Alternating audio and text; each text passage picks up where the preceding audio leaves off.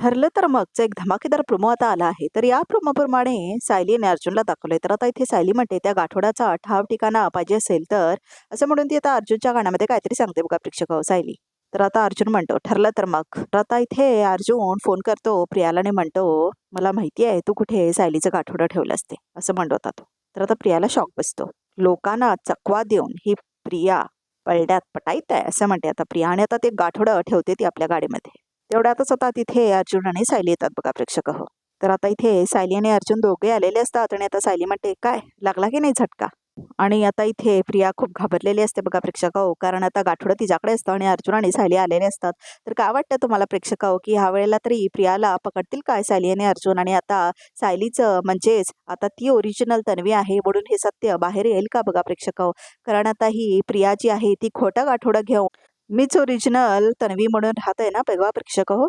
तर आता हे सत्य बाहेर येईल का वाटतंय तुम्हाला? कारण आता खूप जास्त दिवस झाले, 3 वर्ष झाले सिरियल चालू आहे आणि अजूनही प्रिया ही तन्वी म्हणून आराम घरात राहतीये. आलिशान बंगल्यामध्ये गिल्लेदारांच्या आणि आता सून म्हणून सुद्धा आलेली आहे ती सुभेदारांच्या घरामध्ये. खरं तर ती भुरटा चोर होती आणि एका चोर अशा असलेल्या महिलेची ती मुलगी आहे. पण ती बघा कशी घराण्यामध्ये आता वाढत आहे. तर आता बघा प्रेक्षक हो, खूप अति झालंय या सिरियलमध्ये. तुम्हाला काय वाटतंय ते आम्हाला नक्की कळवा. पण आता सायलीचा म्हणजेच आता ती ओरिजिनल तन्वी असते तिचे सगळे हक्क आता प्रिया वापरून छान आयुष्य आपलं श्रीमंतीमध्ये जगते आहे. तर हे खूप वाईट आहे ना बघा प्रेक्षक हो. कारण आता सायली म्हणजेच आता जी ओरिजिनल तन्वी आहे तिला तर सगळेजण खालीपणाच दाखवतात कारण तिला माहेर नाही म्हणून. आणि आता तन्वीला रविराज आणि प्रतिमाची मुलगी म्हणजेच प्रिया ही रविराज आणि प्रतिमाची मुलगी म्हणून तिला खूप चढवलं होतं बघा प्रेक्षक हो सगळ्यांनी. आणि आता त्याच्याचमुळे तिचं अश्विनसोबत लग्न झालेलं असतं. खरं तर ती भुरटा चोरची मुलगी आहे आणि तिच्यावरही गुन्हे आहे चोरीचे, भुरटा चोर असल्याचे.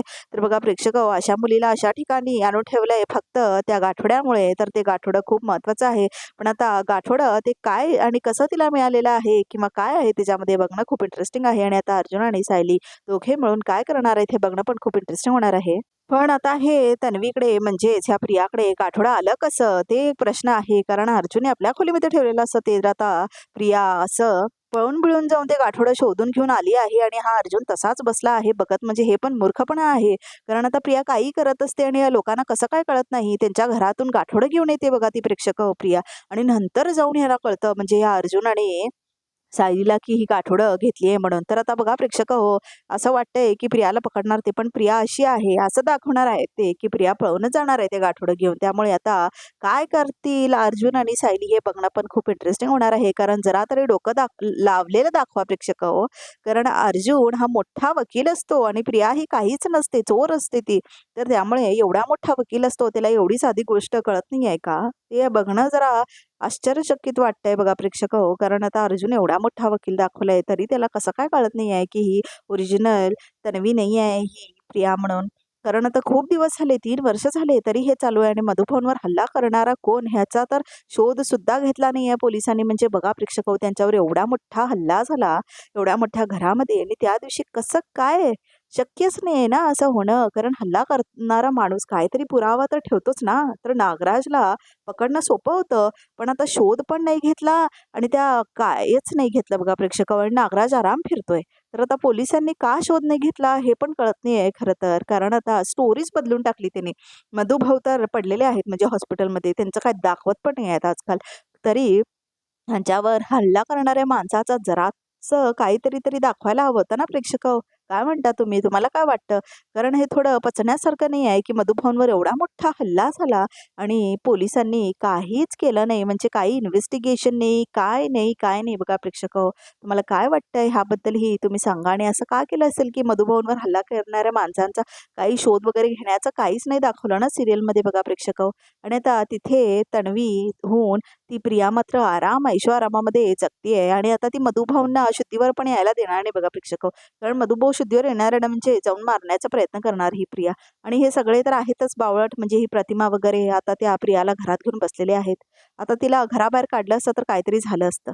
पण नाही, तिला आता आराम घरामध्ये घेतलंय. तिला आता गाडी पण दिलेली आहे आणि गाडीमध्ये मधनंच ती जाते आता अर्जुन त्यांच्या घरी. आणि आता तिथे तिथे गाठोडं घेतलेली असते बघा प्रेक्षक. बरोबर हीच गोष्ट कळत नाही आहे. आणि आता सायली आणि अर्जुन बघतात त्या प्रियाला, पण काय फायदा होणार आहे सांगा बघू प्रेक्षक. कारण आता एवढं मोठं सत्य आहे ते की ती तन्वी नाहीच आहे म्हणून. पण पण ह्या अर्जुन आणि सायलीला कधी कळणार काय माहीत. आणि आता मधुभाऊ पण कधी शुद्धीवर येणार, की येणार पण की नाही हे पण बघणं खूप इंटरेस्टिंग होणार आहे बघा प्रेक्षक हो. आणि आता सध्या ही सिरियल खूप रताळ वाटल्यासारखं वाटतंय. कारण मेन म्हणजे ही जी तन्वी म्हणजेच ही जी प्रिया आहे ही त्यांची मुलगी नाही हे कळणं खूपच साहजिक आहे. एकदा DNA टेस्ट केलं तरी कळतं. खरं तर बघा प्रेक्षक हो, DNA टेस्टच्या वेळी तिने सायलीचं केस दिलेलं असतं आणि केस ते बरोबर मॅच झालेलं असतं रविराजच्या DNAशी बघा प्रेक्षक हो. तर आता परत DNA टेस्ट केलं तरी कळेल. पण आता ही मूर्ख लोकं ह्या प्रियाचंच म्हणजे जी तन्वी बनवून राहिली तिचं परत DNA टेस्ट करायची मेहनत पण घेणार नाहीत. खरं तर अर्जुनने ते करून बघितलं तर लगेच सत्य कळतं की ही नाहीच आहे त्याची मुलगी तन्वी म्हणून.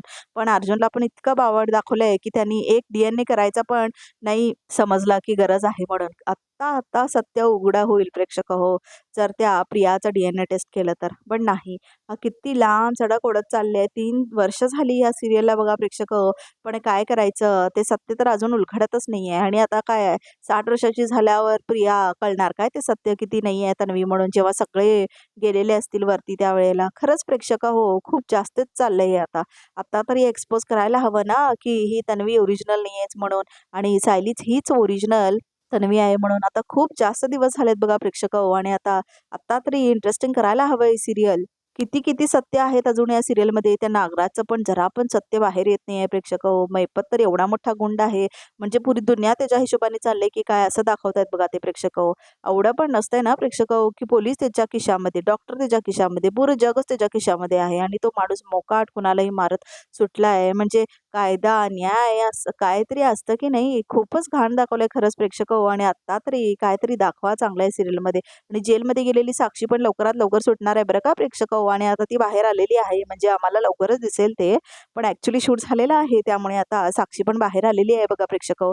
ये दुनिया भगवान के हिसाब से चलती है म्हणतात, तर इथे तर ह्या सीरियलमध्ये ये दुनिया तो मैपत के हिसाब से चलती है असं झालंय बघा प्रेक्षक हो. काहीही असू देत, म्हणजे मैपत त्या माणसाला खरेदी केलेलाच असतो म्हणायचं बघा प्रेक्षक हो. आणि आता ही प्रिया पण असा गेम केलेली आहे की मैपत तर काय तिचं काय करू पण शकत नाहीये. आणि आता तो केवढं डोकं लावतोय ना, मैपत सगळं उलटं त्याच्यावरच येते. आता ती प्रियाचा फोटो तर लावतोय सायलीच्या ठिकाणी. अरे त्याच ठिकाणी असला असता फोटो तर बरं झालं असतं नाही का? पण नाही. ह्या मैपतला मूर्खाला त्या प्रियाचा फोटो लावायचा होता सायलीच्या ठिकाणी. काय होणार आहे ह्याच्याने सांगा बघा प्रेक्षक हो. ते जाऊन शोधणार आणि नक्की कळणार की तिची मुलगी नाहीये म्हणून. कारण आता काही खूप सत्य असतात जे आम्हाला माहीत नसतात. नाही मैपतला वाटतं सगळी लोकं तेवढी मूर्ख आहेत म्हणून. पण बघा प्रेक्षक हो, खूप अति दाखवलंय हे. म्हणजे आता मैपतने पोलिसांना पण आपल्या कंट्रोलमध्ये घेतलं. म्हणजे सगळ्यांनाच तो आपल्या कंट्रोलमध्ये घेतोय. म्हणजे काय, काय होणार आहे या जगामध्ये सांगा बघूया. बॅट आपली, बॉल आपला आणि फील्ड आपला असं म्हणतात ना, तसं काहीतरी झालंय बघा हे प्रेक्षक हो. तर तुम्हाला हे सीरियल आवडतंय का? आणि आवडतं तर कमेंट करा, लाईक करा, शेअर करा, सबस्क्राईब करा आणि अशाच नवीन अपडेटसाठी आमच्या या चॅनलला नक्की सबस्क्राईब करा. आणि काही फीडबॅक्स द्यायचे असतील तर तेही कळवा. तर आता प्रोमो इथेच संपतो. तर प्रेक्षक हो, या चॅनलला नक्की सबस्क्राईब करा.